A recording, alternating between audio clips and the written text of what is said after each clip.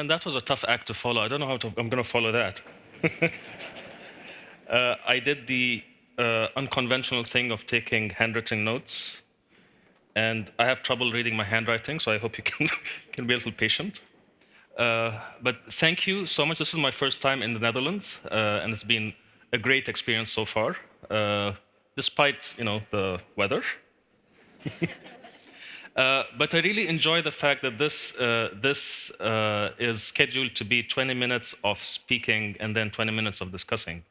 And as you heard from the introduction, I am a refugee. I mean, the topic of the day is refugees coming to Europe, especially recent refugees. And here I am, a refugee. It's a position that nobody expects to be in. Nobody plans to become a refugee. But I think we have been speaking about refugees, but not speaking to them. And I hope even for a few minutes on stage, I can represent, or at least give voice to this very important issue. So I'm going to start with a question that I get a lot, sorry. And you can see it on the right. Do you have any relation to Islamic State leader Abu Bakr al-Baghdadi? And I get this a lot, and short answer is no. Baghdad is a big city, and it's also a very old city, and it's possible for two people with the same, unrelated people to come from the same city. Also, the fact is, Abu Bakr al-Baghdadi is an alias. It's not really his real name, and he doesn't really come from Baghdad. But I've been asked to speak before you today to talk about my experience, the journey that made me a refugee, and how that affected my identity. And I've divided this into three sections, and I'm hoping to spend a little bit less than 5 minutes on each section. I don't know how that will go. But I think I'm going to start with trying to relate to everyone here what the experience was like to lose your home. Because a lot of the time, when I speak to Europeans, thankfully, you're very lucky that you never have to experience that, and therefore sometimes I feel like it's difficult to relate. So imagine that you woke up this morning, and you are planning to come to a symposium. You know what you're going to do. You wear nice clothes. You say goodbye to your children or your partner or your parents at home, and you step out of the door. You have, this is just another day in your life. So imagine that before you reach the symposium, you get a phone call, and you're summoned to a government point, and within 2 hours of that, you are informed that you are never going to return, you're never going to step back into the house that you stepped out of that morning. You're never going to see your wife or your parents back home again, and you're going to be sent directly to the airport, where you're going to be sent to another country that you don't even know which country, and that's final, and there's no chance of appeal, and there is no chance of going back on that decision, and you don't even know why, and you don't know who took that decision. This was my experience on the morning of the 30th of April, 2014. It started like any other day. It was the day before the weekend, in fact. And within a few hours, I was in a jail cell. I did not know the reason. Of course, I could venture to a guess, being a very influential Arab Spring blogger in a country that led the assault against the Arab Spring. The question here is, how does it affect your identity? And I'm going to try to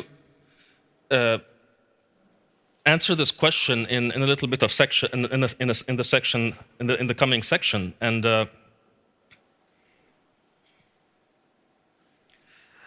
so the first section here is identity as provenance. Provenance is a word that means where do you come from? Where is your source? And normally when we speak about that, we speak about the people. I mean, who are your people, and what's the place that you come from? I've always had difficulty explaining to people. I mean, it's a very simple question. So, where do you come from? It's something that we ask each other if we meet, And a couple days ago at dinner, I actually quipped to someone that it will take me 5 minutes to explain where I'm from. And I think I'm going to use those 5 minutes right now. So here's a map of the Middle East. Geography lesson. The red dots are places where I can say I come from. You see, my name is El-Baghdadi, which indicates that at some point in history, my ancestors must have come from Baghdad, but I've never been to Baghdad. My parents have never been to Baghdad. We are actually up to the 7th generation from Jaffa in Palestine. In 1948, my family became refugees, and they fled to Egypt, where we got Egyptian travel documents for Palestinian refugees. My father grew up in Egypt, and later in his life moved to the United Arab Emirates, where he started a career as a cardiologist, as a doctor. I myself was born in Kuwait. I tell people that I was made in the UAE but delivered in Kuwait. My mother traveled to Kuwait to give birth and then came back to the UAE when I was 2 weeks old. So I was never in Kuwait for longer than 2 weeks. But it says on my passport, born in Kuwait, which is a little confusing to some people. My mother is Jordanian. She is born in Damascus. And my wife is Pakistani, from a family originally from India. So that's 8 or 9 countries. And the poignant part over here is that I'm stateless. I can trace I have a case to say that I'm from 8 or 9 countries, but I'm stateless. And how did I become stateless? So this is a picture of my family, actually my parents, my grandparents' family in 1948 when they just arrived as refugees to Port Said in Egypt. The baby in the picture is my father, he's 67 years old right now. So this is my grandfather, very good-looking grandfather, I can say. Yeah. But I want to show you this picture as well. These are 5 generations of my family. I'm the guy I can see. So that's Khamis al-Baghdadi, my great-grandfather, Ali al-Baghdadi, my grandfather, Ismail al-Baghdadi, my father, and then myself, and then my son. What's common here is that this is 5 generations of stateless refugees. 2 of them started their lives as stateless refugees, me and my son. My father became a refugee when he was a few weeks old, and my grandfather and great-grandfather became refugees later in their lives. I lived in the UAE all my life, and I never really considered myself stateless because the UAE was a home to me. And it felt like a home to me. But at some point, it turned out that this was an illusion. So this is what I want to say about provenance. Provenance is basically your identity as in where do you come from. This is not always experienced. In other words, you don't always experience being from that place. So I feel Palestinian, even though I've never been to Palestine. My father was there very briefly. This sense of where you're coming from is important for identity, because this is why we have museums, and this is why we have, we learn about our traditions and heritage and culture. It gives us an idea of where we come from. Legality does not matter. I mean, I showed you the map, and it's basically, I'm all over the map there. But the fact that this region did not give me citizenship does not mean that I don't feel like I belong to it. Identity is also multi-layered in a sense that wearing one identity does not take away from any of your other identities. So the fact that I am Palestinian does not take away from the fact that I feel Muslim, or I feel Arab, or I feel like an Arab Spring activist, or I feel like a refugee. I don't feel any identity any less. But I'm gonna move on to a section which is a little difficult, and I'm going to try to explain it in 3 scenes. Identity as pain. So are you aware of your teeth right now? I mean, can you say that you're aware of your teeth? And maybe you want to ask the question, but normally in your daily life, you don't really feel your teeth, Maybe if you have a toothache, you start really feeling your teeth, because it won't let you ignore the fact that you have pain. Something similar happens when it comes to identity. Normally, we're in this, it's kind of like the air around us. We don't feel it unless it is threatened. And the moment it's threatened, it starts to hurt, we feel it even more. I'm going to try to explain this point about pain in 3 scenes, and I'm going to try to run through it as quickly as I can. So this suitcase is the suitcase that I had with me for 3 weeks in Kuala Lumpur airport. One point of the story that maybe was not mentioned was that after I was expelled from the United Arab Emirates, I spent 3 weeks living in Kuala Lumpur airport. I was not allowed into the country initially, and I basically dragged this suitcase all around the airport. This is basically was my life for 3 weeks. This was painful, but it also made me feel more Palestinian. Maybe because it was the memory of the Nakba came and went while I was there, and maybe because of a little half a verse of a poem written by Mahmoud Darwish, the Palestinian poet, that says, "My home is not a suitcase. My home is not a suitcase." And the fact is, my home, I was dragging the suitcase around and I was thinking to myself, this is not my home. My home is not a suitcase. Scene 2, passport control.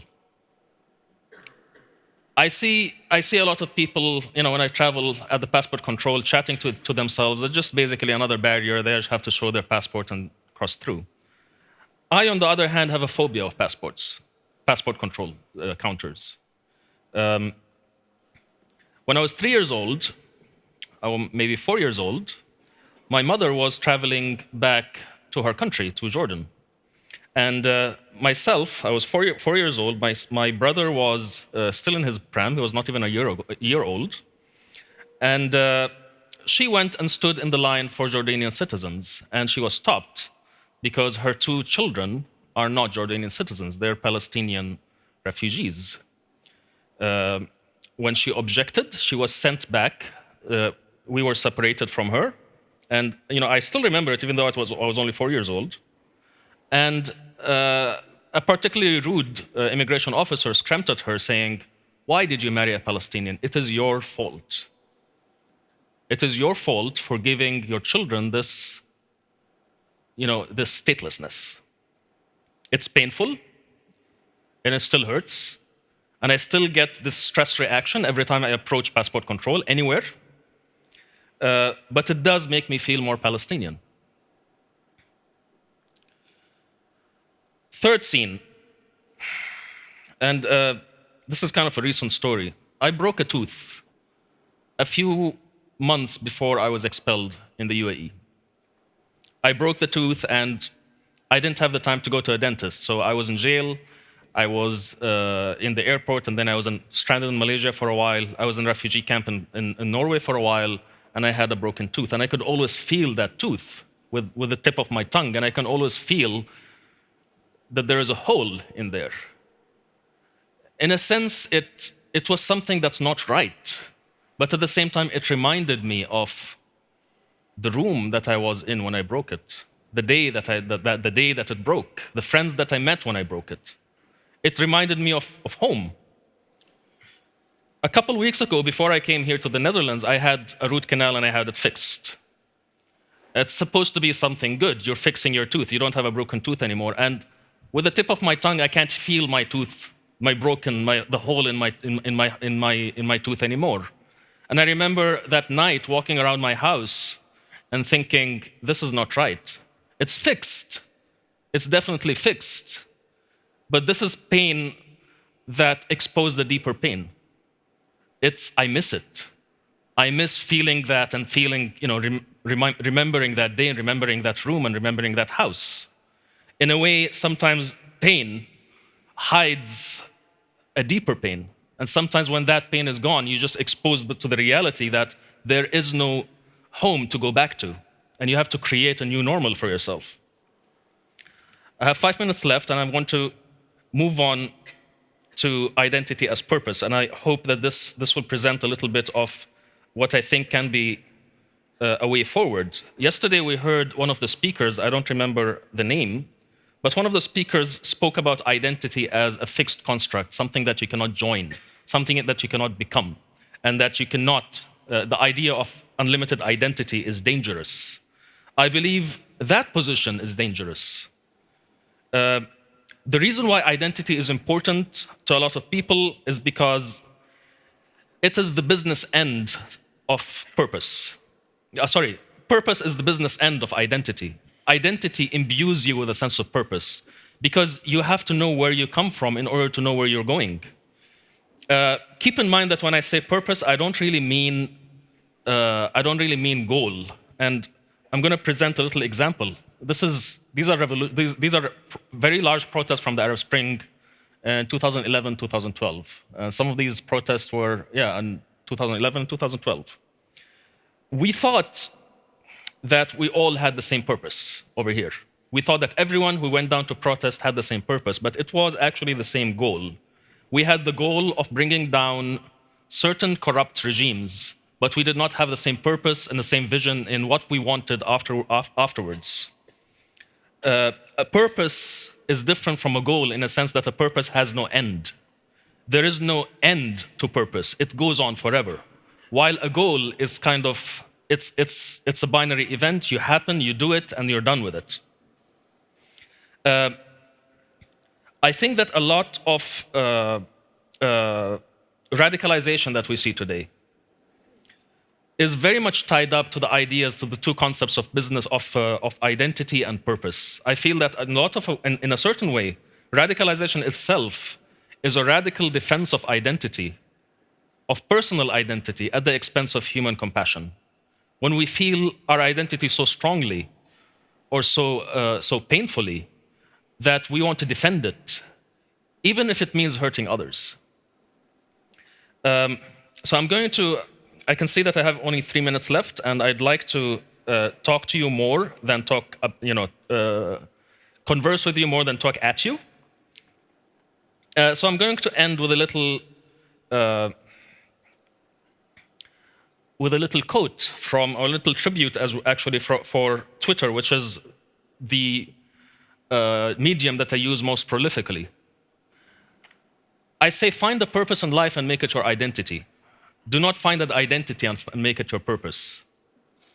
When you start with a purpose, of course, in order to start with a purpose, you have to have a well-formed identity in the first place. But once you start with a purpose, you can tear down a lot of barriers because you can come and meet other people and you can become, in a way, an open tribe, an open society. On the other hand, if you start with your identity and you make your purpose the defense of your identity, then we will be moving more and more towards radicalization on one side and right-wing populism on the other. And I think I'm just going to stop here. We have 2 minutes to my 20 minutes of talk, so I think let's open the floor and let's have some discussion. Yes. Good idea. Let's have some.